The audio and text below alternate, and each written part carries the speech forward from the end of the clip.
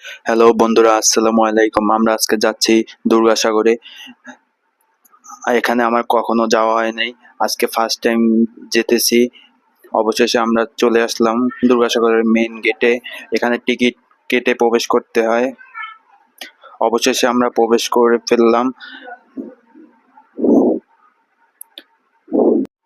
বন্ধুরা দেখেন, এখানে সৌন্দর্যের জন্য নানা ধরনের পশু পাখি লালন পালন করা হয়। ময়ূর, হরিণ, তার বানর, বিভিন্ন ইত্যাদি লালন পালন করা হয়। এখানে বাচ্চাদের জন্য দোলনা, বিভিন্ন ইত্যাদি আছে। দেখেন বন্ধুরা, এখানে নিরিবিলি কত সুন্দর পরিবেশ। এখানে অনেক বাতাস পাওয়া যায়। আমি এখানে নিজে বসেছিলাম। অনেক আরামদায়ক স্থান। এটা হলো নামাজের স্থান।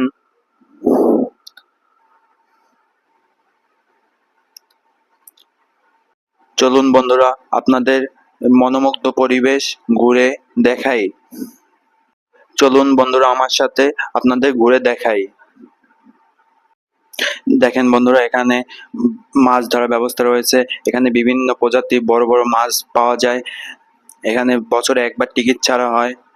এটা অনেক আগের পুকুর, তো এখানে বড় বড় মাছ ধরা পড়েছে। আস্তে বানর, এখানে বানর আছে। চলে আসলাম আমরা বানরের এখানে।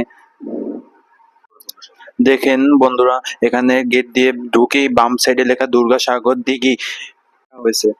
এই সেই পুরানো বট গাছ বাদাই করে রাখা হয়েছে। এই হলো দিঘির গেট দিয়ে ঢুকি। এখান থেকে নৌকা নিয়ে দিঘির মাঝখানে একটা চর আছে, ওইখানে যাওয়া যায়। অনেক সুন্দর একটা দৃশ্য, এখানে আপনারা আসতে পারেন।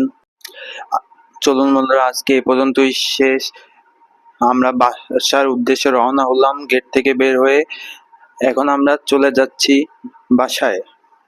চলুন আজকে এ পর্যন্তই। আপনাদের সাথে দেখা হবে নতুন কোনো জায়গায়, নতুন কোনো ভিডিও নিয়ে। নতুন কোথাও ঘুরতে যাব, সেই ভিডিও নিয়ে আপনাদের মাঝে হাজির হব। আপনারা পাশে থাকবেন আমার। পরবর্তীতে নতুন কোনো ভিডিও নিয়ে আপনাদের জানি মনে আনন্দ দিতে পারি, সেই জন্য